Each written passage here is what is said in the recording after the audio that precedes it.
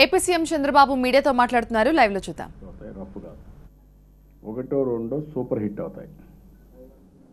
దాంతో వాళ్ళు కూడా ఎంకరేజ్ చేస్తారు. అందుకే ఈరోజు సిలికాన్ వ్యాలీ మొత్తం మీరు చూస్తే ఏ ప్రయోగాలు చేసినా ఇంతవరకు అక్కడి నుంచి జరుగుతాయి. స్టార్టప్ కంపెనీస్ అన్నీ అక్కడి నుంచి వస్తాయి. వెంచర్ క్యాపిటల్, మెంటరింగ్, ఎంకరేజ్మెంట్ ఇవన్నీ కూడా బాగా ఉత్సాహపరుస్తారు. అందువల్ల బాగా ఇవన్నీ కూడా జరుగుతున్నాయి. అదే సమయంలో నాలెడ్జ్ ఈజ్ వెల్త్. ఒకప్పుడు వారసత్వంగా వచ్చిన ఆస్తులు వెల్త్ అయితే ఇప్పుడు అవన్నీ పోయేసి ఎవరికైతే నాలెడ్జ్ ఉంటుందో వాళ్ళే ప్రపంచంలో ఏదైనా సాధించగలుగుతారు, ఎంతైనా సంపాదించగలుగుతారు, ఎంత వెల్త్ అయినా క్రియేట్ చేయగలుగుతారు. అందుకని నేను ఈ నాలెడ్జ్ సొసైటీగా ఆంధ్రప్రదేశ్ని ఒక నాలెడ్జ్ హబ్గా తయారు చేయాలి. ఆంధ్రప్రదేశ్లో ఇలాంటి కార్యక్రమాలు జరగాలి. ఆ నాలెడ్జ్తోనే ఇన్వెస్ట్మెంట్స్ కానీ సంపద కానీ సృష్టించాలనే ఉద్దేశంతోనే నేను అక్కడ పర్యటన చేశాను.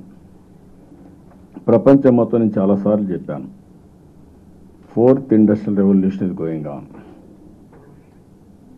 3rd industrial revolution information technology, 4th industrial revolution knowledge with IoT, internet of things. దీనికి కూడా ప్రధానంగా నాంది పలికేది ఈ సిలికాన్ వ్యాలీ, కాలిఫోర్నియా ఏరియాని మొత్తం ఇది చేస్తుంది. దాని మీద ఎక్కువగా స్టడీ చేయించిన ఉద్దేశంతో వెళ్ళాం. చాలామంది జైంట్స్తో కలిసాం, సిఇఓలు, ఇంపార్టెంట్ సిఇఓస్తో కలిసాం. అదే మరిగా అనుక్షణం నేను పోయినప్పటి నుంచి దిగిన రోజున మాకు 2 గంటలు లేట్ అయింది. ఢిల్లీలో వర్షాలు బాగా పడి ఫ్లైట్ కూడా 2 hours లేట్ అయింది. ఇంకా స్నానం కూడా చేసే పని లేదు. నేరుగా దిగడమే, ముఖం కడుక్కొని ఫస్ట్ ఇంటర్వ్యూ, అప్పటికి ఒక ఇంటర్వ్యూ క్యాన్సిల్ అయ్యింది. First interview, second interview catch చేయాలి కాబట్టి అక్కడి నుంచి నేరుగా సెకండ్ ఇంటర్వ్యూకి వెళ్ళిపోయాం. అక్కడి నుంచి నాన్ స్టాప్గా మళ్ళీ తిరిగి వచ్చే వరకు ఒక 4-5 గంటలు పడుకున్నాం. ఓసారి జోన్స్ డిఫరెన్స్ కూడా ఉంటుంది. మనకు రాత్రి, వాళ్ళకి పగులు, మనకు రాత్రి.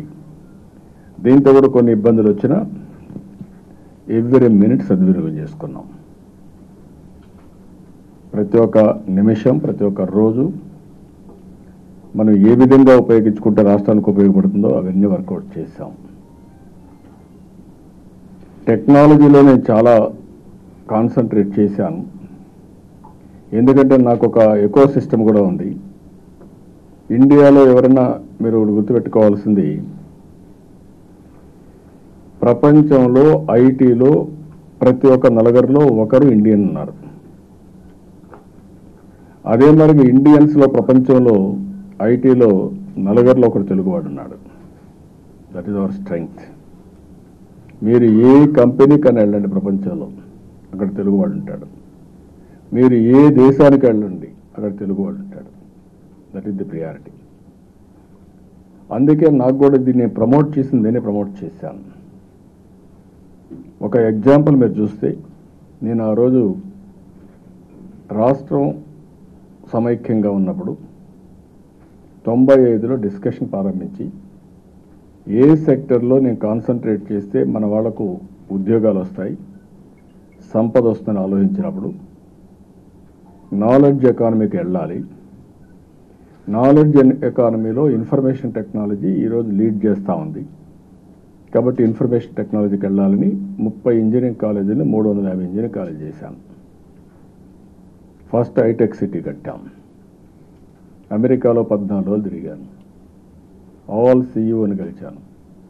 వాళ్ళందరూ వచ్చి మైక్రోసాఫ్ట్ మొదలుకొని గూగుల్ వరకు ఏ కంపెనీ చూసినా అన్ని కంపెనీలు తీసుకొచ్చాం. ఆ తర్వాత మీరు చూస్తే ఇక్కడి నుంచి మన వాళ్ళు ప్రపంచం అంతా వెళ్ళిపోయారు చదువుకొని.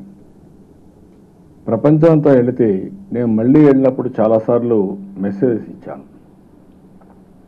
ఈరోజు ప్రపంచంలో ఎంప్లాయీస్కి వెళ్ళి, ప్రొఫెషనల్స్కి వెళ్ళి బాగా సంపాదించి జూయిష్ సంపాదించారు. హైయెస్ట్ పర్ క్యాపిటల్ ఇన్కమ్ సంపాదించారు. కొన్ని దేశాలు వ్యాపారపరంగా పోయాయి కానీ వాళ్ళు ఎంప్లాయీస్గా పోవడం కానీ వ్యాపారాలు స్టార్ట్ చేయడం కానీ వెల్త్ క్రియేట్ చేయడంలో చాలా ముందుకు వెళ్ళారు. మన దేశం నుంచి పోయిన వాళ్ళల్లో మేజర్గా గుజరాత్ తీసుకుపోయి వెళ్ళారు. వాళ్ళు వ్యాపారం చేశారు. హోటల్స్ అన్నీ గుజరాత్ హోటల్సే అమెరికాలో మెజారిటీ మోటల్స్ ఇవన్నీ. అదే మరిగా రెండో వాళ్ళు పోయింది మన రాష్ట్రం మన దేశం నుంచి పంజాబ్ వెళ్ళారు. వ్యవసాయం కోసం వెళ్ళారు, రైతులుగా వెళ్ళారు, పెద్ద ఎత్తున వ్యవసాయం చేశారు. మూడో వాళ్ళు మన వాళ్ళు పోయింది ప్రొఫెషనల్స్కి వెళ్ళారు, ఐటీ డాక్టర్స్కి వెళ్ళారు, ఇంజనీర్స్ అండ్ డాక్టర్స్కి వెళ్ళారు. నేను ఆ రోజు పిలిపించాను, ప్రొఫెషనల్స్గానే సాటిస్ఫై కావద్దండి, మీరు నెక్స్ట్ లెవెల్కి వెళ్ళండి, ఆంటర్ప్రెన్యూర్స్ కండి, పారిశ్రామికవేత్తలు కండి, వ్యాపారాలు చేయండి అని పిలిపించాను. పదే పదే నేను చెప్పాను. ఈరోజు అమెరికాలో మన వాళ్ళు బ్రహ్మాండంగా వ్యాపారాలు చేసే పరిస్థితికి వచ్చారు.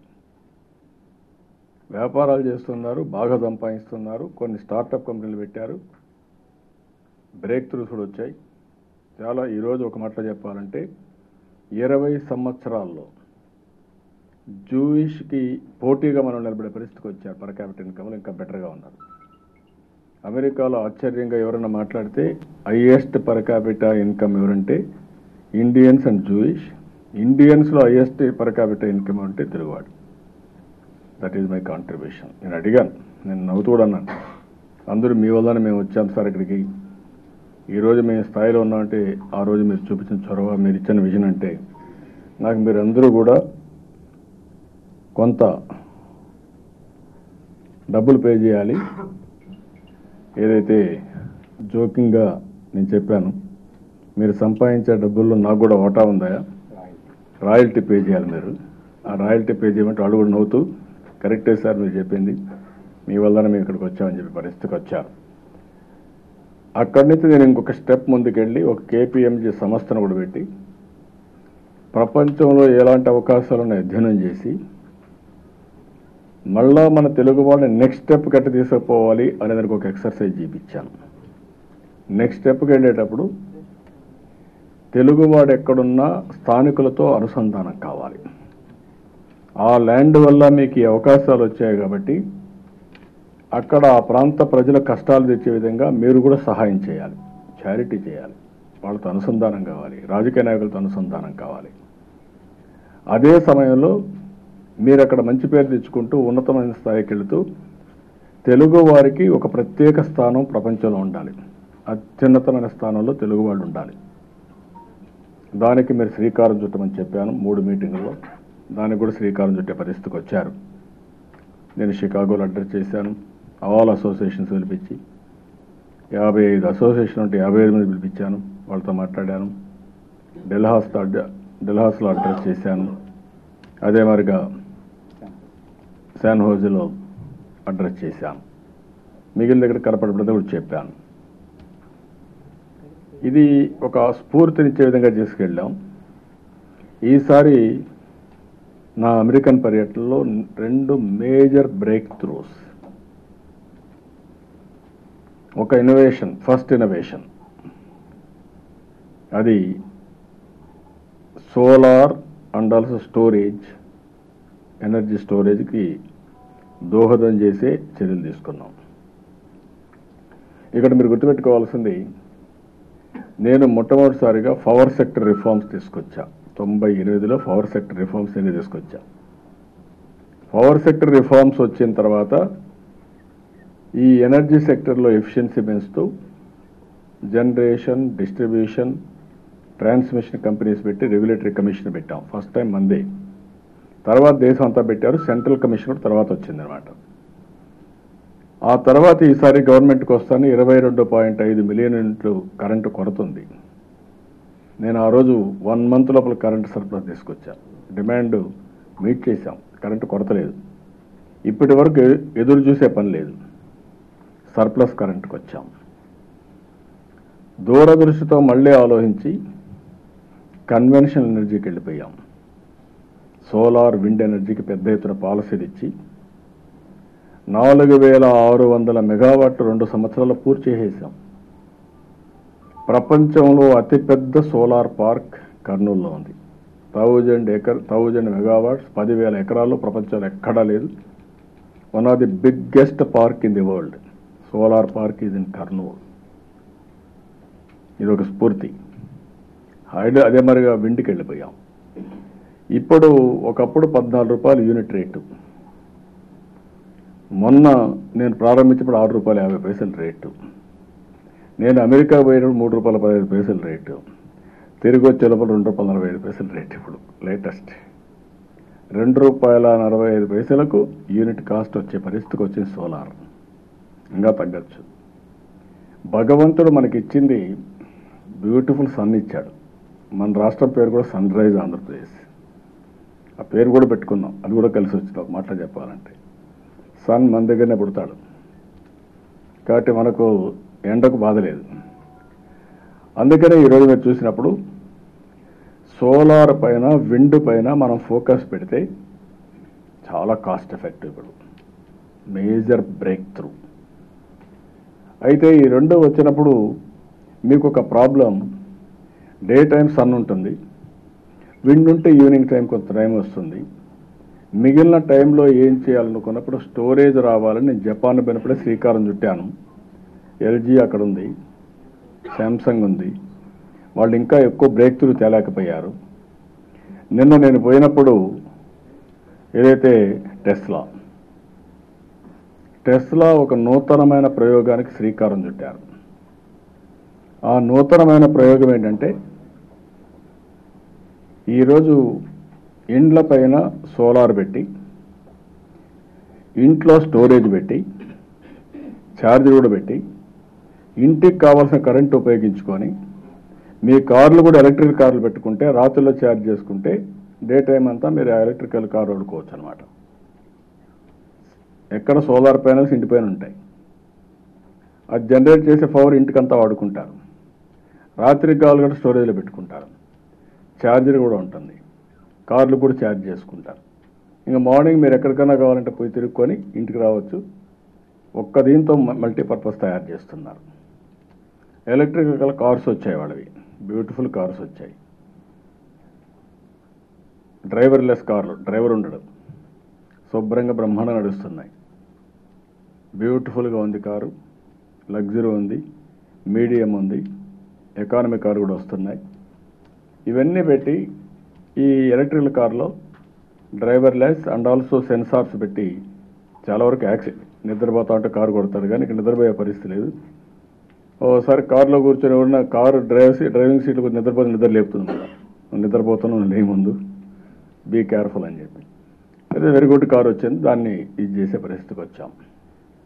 ఇక్కడ నేను మీకు చెప్పేది ఏంటంటే, రాబోయే రోజుల్లో మొత్తం వెహికల్స్ అన్నీ, వాహనాలన్నీ ఎలక్ట్రికల్ వాహనాలు రాబోతున్నాయి. Pollution free. That is major break through all over the world. Number 2, స్టోరేజ్కి శ్రీకారం చుడుతున్నాం. మనకుండేది సోలార్ ఎనర్జీ ఎంతైనా జనరేట్ చేయొచ్చు. నైట్ టైం మనకు ప్రాబ్లం ఉంటుంది కాబట్టి నైట్ టైం స్టోరేజ్ కానీ పెట్టుకుంటే, డే టైం ఉత్పత్తి చేసిన కరెంటు నైట్కి అవసరమైనంత స్టోరేజ్ పెట్టుకుంటే రీజనల్ స్మార్ట్ గ్రిడ్కి వెళ్ళిపోతాం. ఒక ఫీడర్, ఆ ఫీడర్లో సోలార్ జనరేట్ చేస్తాం. అగ్రికల్చర్ పంప్ సెట్స్తో తయారు చేస్తాం. నేను ఫస్ట్ ఫేజ్ అగ్రికల్చర్ పంప్ సెట్స్కి వెళ్ళిపోవాలనుకుంటున్నాను. ఇప్పుడుండే మొన్న మీరు చూశారు ఎల్ఈడి బల్బులు, మీరు ఎవరు నమ్మలేదు. వాట్ వీ హ్యావ్ డన్, అమెరికాలో లేని సిస్టమ్. ఒక్క పైసా ఖర్చు పెట్టలేదు, ఎల్ఈడి బల్బులకు ఇచ్చాను. 35% నాకు సేవ్ అయ్యింది. 65%తో 10 ఏళ్ళు వాళ్ళకే ఇచ్చాను. వాడే బల్బులు పెట్టాడు, వాళ్ళే మెయింటైన్ చేస్తున్నారు. సెన్సార్ కూడా పెట్టాడు. ఎవ్రీ 20 బల్బ్స్ సెన్సార్ పెట్టేసి శుభ్రంగా ఏ బల్బు కాలిపోకుండా చేస్తున్నారు. ఇది ప్రపంచంలో ఎక్కడా లేని విధానానికి శ్రీకారం చుట్టాం. One of its kind. అమెరికాలో కూడా లేదు, ఈవెన్ సిలికాన్ వ్యాలీలో కూడా లేదు. ఇది నేను అడిగాను అక్కడ, మేము కూడా పెట్టలేదండి ఇంకా అన్నారు. నెంబర్ 2, ఏదైతే ఇది జరిగిన తర్వాత ఆల్ అగ్రికల్చర్ పంప్ సెట్స్ సోలార్కి వెళ్ళిపోతే గవర్నమెంటే డబ్బులు ఇచ్చి వాళ్ళు వాడుకున్నంత వాడుకుంటారు. మిగిలిన గ్రిడ్ తీసుకుంటాం. 9 గంటలు వాళ్ళు వాడుకుంటే మిగిలిన గ్రిడ్ తీసుకుంటే ఆ ఊరిలో ఒక స్మార్ట్ గ్రిడ్ తయారు చేస్తాం. ఇంకా ట్రాన్స్మిషన్ బయట నుంచి కరెంట్ వచ్చే పని లేదు. ఆ ఊర్లోనే కరెంట్ తయారవుతుంది, అక్కడే ఒక స్టోరేజ్ పెడతాం, ఆ స్టోరేజ్లో కరెంట్ ఉంది, రాత్రి పూట ఆ స్టోరేజ్ నుంచి ఊరికి కావాల్సిన కరెంట్ ఇస్తాం. ఎప్పుడన్నా అది కూడా చాలకపోతే గ్రిడ్ మేనేజ్మెంట్ కోసం ఇప్పుండే ఎలక్ట్రికల్ లైన్స్ ఉపయోగిస్తాం. ఇది పెద్ద ఇన్నోవేషన్. ఇది జరిగిందంటే ఇప్పుడు ₹8 ఉంది. ఏది? స్టోరేజ్. ఫస్ట్ ప్రయోగం ఎవరైతే బాగా చేస్తారో ఇలాంటి వాళ్ళకి ముందు స్టోరేజ్ పెట్టమంటున్నాను. పెట్టిన తర్వాత నేను లార్జ్ స్కేల్ పోతాను, మీరు కూడా మ్యానుఫ్యాక్చరింగ్కి వెళ్ళండి, పెద్ద ఎత్తున రిప్లికేట్ చేయండి, స్కేల్ అప్ చేయండి, చేసి ధరలు తగ్గించండి. వన్స్ ఇది ధరలు తగ్గితే ప్రపంచంలో ఎవ్వరికీ లేని అడ్వాంటేజ్ భారతదేశానికి వస్తుంది. ఇంకెవ్వరికీ అడ్వాంటేజ్ లేదు. కాబట్టి అన్ని దేశాల్లో కోల్డ్ కంట్రీస్కి అన్నిటికీ మీకు పెద్ద అడ్వాంటేజ్ ఏంటంటే వాళ్ళు చల్లగా ఉంటుంది, రోడ్లన్నీ ఐస్ పడతాయి, అవి క్లీన్ చేసుకుంటారు. వింటర్లో మైనస్ టెంపరేచర్, అప్పుడు హీట్ చేసుకోవాలి. మనకు అడ్వాంటేజ్ రేపటి నుంచి సోలార్ వచ్చేస్తే కరెంట్ ఉత్పత్తి చేసుకుంటాం, ఏసీలు పెట్టుకుంటాం, శుభ్రంగా పని చేసుకుంటాం. వాళ్ళకంటే బెటర్ అడ్వాంటేజ్ మనకు పొల్యూషన్ ఉండదు, వాళ్ళకి పొల్యూషన్ ఉంటుంది. మళ్ళీ డీజిల్ పెట్రోల్ కాలిస్తే మనకు అది కూడా ఉండదు. This is the biggest break through in India. ఇది సెకండ్ పవర్ సెక్టర్ రిఫార్మ్స్కి నాంది పలుకుతున్నాం. ఫస్ట్ పవర్ సెక్టర్ రిఫార్మ్స్ అయింది, ఇప్పుడు సెకండ్ పవర్ సెక్టర్ రిఫార్మ్స్కి 20 years ఒక వైట్ పేపర్ తయారు చేసుకొని క్లియర్ కట్గా ప్రపంచంలో ఉండే అసెస్మెంట్ ఉండి అందరిని పిలిపించుకొని వాళ్ళు ఇచ్చే ఐడియాస్ కూడా తీసుకొని ఇక్కడ మేధావులతో కూడా అనుసంధానం చేసి solar, wind, conventional energy with storage capacity, thereby smart power grids ఎక్కడ విలేజ్ లెవెల్, ఫెడరల్ లెవెల్ని తయారు చేస్తాం. ఒకసారి తయారు చేసుకున్నాక ఇప్పుడుండే గ్రిడ్ లైన్స్ అన్నీ గ్రిడ్ మేనేజ్మెంట్కి ఉపయోగించుకుంటాం. ఎక్కడన్నా అవసరమై తప్పదనుకుంటే అప్పుడు ఉపయోగించుకుంటాం. అన్నీ బాగా జరిగాయి అనుకోండి, రేపు రాబోయే రోజుల్లో ఇప్పుడుండే పవర్ స్టేషన్ క్లోజ్ చేసుకోవాలి. అవి రన్ చేయడం కంటే క్లోజ్ చేసుకోవడం కాస్ట్ ఎఫెక్టివ్ అయిపోతుంది. అయిపోతాయి. ఇప్పుడు this is the biggest breakthrough we are able to do it now, first of its kind in the country, in the world. ఆ వినూత్నమైన కార్యక్రమానికి నిన్న సిలికాన్ వ్యాలీలో అక్కడ చూసిన తర్వాత, అందరితో మాట్లాడిన తర్వాత నేను రూపకల్పన చేశాను. సెకండ్ పవర్ సెక్టర్ రిఫార్మ్స్కి నాంది పలుకుతున్నాం. ఈ second power sector reforms will change total scenario of Indian energy sector it self. భారతదేశంలో ఎనర్జీ సెక్టర్ని, పవర్ సెక్టర్ని టోటల్గా మార్చబోతుంది. ఇది జరిగితే ఇండియా చాలా కాస్ట్ ఎఫెక్టివ్ పవర్ సప్లై చేస్తాం. కాస్ట్ ఎఫెక్టివ్ పవర్ సప్లై చేయగలిగితే మ్యానుఫ్యాక్చరింగ్ హబ్గా ఇండియా తయారవుతుంది. వ్యవసాయం బ్రహ్మాండంగా జరుగుతుంది. వ్యవసాయం, ఇండస్ట్రీ, సర్వీస్ సెక్టరు, హోటల్స్ ఇవన్నీ బ్రహ్మాండంగా వస్తాయి. విపరీతమైన ఉద్యోగాలు వస్తాయి, సంపద వస్తుంది, పావర్టీ ఎరాడికేషన్ వస్తుంది, సస్టైనబిలిటీ వస్తుంది, ఎన్విరాన్మెంట్ని ప్రొటెక్ట్ చేసుకునే అవకాశం వస్తుంది. That is the biggest break through. I'm very happy. అది 4-5 రోజుల నుంచి మేమంతా కూర్చున్నాక నేను ఇవన్నీ చేసి మా వాళ్ళతో, రామకృష్ణ గారితో, మా సెక్రటరీస్తో కూర్చున్నాక yes it is possible, will do it now అని ఒక దీనికి వచ్చాం. అది పెద్ద ఒక వినూత్నమైన ప్రయోగానికి అమెరికా ట్రిప్ నాంది పలికింది. This is the biggest leapfrog, ఒక revolutionary step I can say. ఇది అయిన తర్వాత రెండోది అగ్రికల్చర్. నేను పోయిన దాంట్లో ఎక్కువ సమయం అగ్రికల్చర్కే స్పెండ్ చేశాను. నేను ఎక్కడికి పోయినా ఏ విధంగా చేయాలి అని ఆలోచించినప్పుడు ఒకటి మీరు చూస్తే ఇక్కడ అయోవా స్టేట్, అక్కడ అయోవా యూనివర్సిటీ, వీళ్ళు వ్యవసాయ రంగంలో చాలా ముందున్నారు. One of the best university ఇది, చాలా మంది ఉన్నారు. ఈవెన్ వీళ్ళ యొక్క ఈ రాష్ట్రం యొక్క సెక్రటరీ ఎవరైతే ఉన్నారో వీళ్ళు ఫెడరల్ గవర్నమెంట్లో కూడా సెక్రటరీగా డిసిగ్నేట్ చేశారు. ఎందుకంటే ఇది ఎక్కువ వ్యవసాయ రాష్ట్రం కాబట్టి వినూత్నమైన కార్యక్రమాలు చేస్తున్నారు ఉద్దేశంతో ఆ స్టేట్ సెక్రటరీని నేషనల్ సెక్రటరీగా కూడా ఎక్స్-అఫిషియోగా పెట్టుకొని వర్కౌట్ చేస్తున్నారు. వాళ్ళతో ఒక కీలకమైన ఒప్పందం చేశాం. అయోవా యూనివర్సిటీ అది మెగా సీడ్ పార్క్. ఇది ఈ మెగా సీడ్ పార్క్లో ప్రపంచంలో ఉండే అన్ని సీడ్ కంపెనీస్ అన్నీ వచ్చి రాయలసీమ కేంద్రంగా, కర్నూలు కేంద్రంగా విత్తనాలు ఉత్పత్తి చేసే కేంద్రాలు పెట్టుకుంటారు. రైతులతో ప్రాసెస్ చేస్తారు, సౌత్ ఈస్ట్ ఏషియాకు మార్కెట్ చేస్తారు, పరిశోధనలు చేస్తారు. అదే మరిగా ఇక్కడి నుంచి సీడ్ కానీ లేకపోతే ఏమేమి ఉన్నాయో దానికి ఒక ఎకో సిస్టమ్ క్రియేట్ చేయడానికి ఏమున్నాయో అవన్నీ కూడా ఇచ్చేస్తారు. ఆ యూనివర్సిటీ డీన్ మిస్సెస్ ప్రొఫెసర్ వెండి వింటర్స్టీన్తో సమావేశమయ్యాం. దీనివల్ల ఒక సాటిస్ఫాక్షన్ నాకు. ఇప్పటికే కొంతవరకు మనం 28.4% రెయిన్ఫాల్ డెఫిసిట్ ఉన్నప్పటికీ 14% గ్రోత్ రేట్ వచ్చింది. ఈరోజు వినూత్నమైన కార్యక్రమాల్లో మనం పోయింది మీరు చూస్తే అగ్రికల్చర్లో స్ట్రాటజీ మార్చాం. ఒక స్ట్రాటజీ అగ్రికల్చర్ చేస్తూనే ఎక్కువ హార్టికల్చర్, లైవ్ స్టాక్, అదే మాదిరిగా ఫిషరీస్ ఎక్కువ వెళ్ళాం. దీనివల్ల ఒక్కోసారి కరువు వచ్చినా దాన్ని తట్టుకునే శక్తి చెడుగా గ్రోత్లో ఎఫెక్ట్ కాకుండా ముందు పోగలిగాం. ఎప్పుడన్నా డ్రై స్పెల్ వస్తే దాన్ని కూడా మిటిగేట్ చేయడానికి ఈరోజు రెయిన్ గన్ పెట్టుకున్నాం. ఇంకొక పక్క నదులు అనుసంధానం చేస్తూ నీరు ప్రగతి ఒక ఉద్యమ స్ఫూర్తితో చేస్తున్నాం.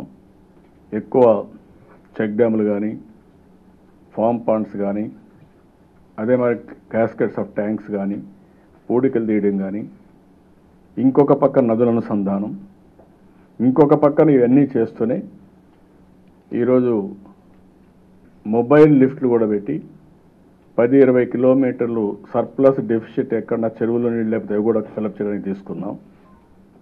అవన్నీ తీసుకున్న తర్వాత నీళ్ళు ఇస్తున్నాం, మెటీరియల్ ఇస్తున్నాం, మెకనైజేషన్ పోయి అన్నీ పోయాం. అదే సమయంలో మనం చేయాల్సింది best technologies available all over the world మన దగ్గరికి రావాలి. నేను ఒక పిలిపించాను. ఒకటి స్ట్రాటజీ, 2 స్ట్రాటజీకి అనుబంధంగా టెక్నాలజీలు ఉపయోగించి బెస్ట్ ఇన్ ది కంట్రీ కావాలి, ఆ తర్వాత బెస్ట్ ఇన్ ది వరల్డ్ కావాలి. అది ప్రొడక్షన్ కావచ్చు, ప్రొడక్టివిటీ కావచ్చు, క్వాలిటీ కావచ్చు, అన్నిట్లో కూడా బెస్ట్ ఇన్ ది వరల్డ్ కావాలి. అది రావాలంటే ఇలాంటి యూనివర్సిటీస్తో అనుసంధానం అవసరం. Iowa university is one of the best university. అక్కడ కూడా నేను అయోవా యూనివర్సిటీ పోయినప్పుడు అక్కడ వరల్డ్ ఫుడ్ ప్రైజ్ ఫౌండేషన్ అధ్యక్షుడు, వరల్డ్ ఫుడ్ ప్రైజ్ ఫౌండేషన్ అధ్యక్షుడు అక్కడ హెడ్ క్వార్టర్ అది. అతను కెన్నెత్ ఫిన్ కూడా నేను కలిశాను, ఆయనతో కూడా చర్చించాం. అతను అగ్రికల్చర్ నోబెల్ ప్రైజ్ వచ్చింది. ఈ ఫుడ్ ప్రైజ్ అనేది నోబెల్ ప్రైజ్లో ఎలాంటి వాళ్ళనైతే సన్మానిస్తారో వరల్డ్లో బెస్ట్ అగ్రికల్చర్లో కాంట్రిబ్యూట్ చేసిన వాళ్ళందరికీ సన్మానాలు జరుగుతూ ఉంటాయి, రికగ్నైజ్ చేస్తారు. మన స్వామినాథన్ రికగ్నైజ్ చేశారు. అట్లా ఎక్కడికక్కడ ప్రపంచంలో బెస్ట్ పీపుల్ ఇన్ అగ్రికల్చర్ వాళ్ళందరినీ సన్మానం చేయడం, రికగ్నిషన్ చేయడం, వాళ్ళకి అవార్డ్స్ ఇవ్వడం, ఇవన్నీ ప్రపంచంలో ఉండే అన్ని కంట్రీస్ని అక్కడ పిలిపించి ఈ ఫుడ్ టెక్నాలజీలో అగ్రికల్చర్లో ఉండే వినూత్నమైనటువంటి ప్రయోగాలకు లేకపోతే ఎక్స్పెరిమెంట్స్ ఎక్కడ చేశారో అవన్నీ డెమాన్స్ట్రేట్ చేయడం.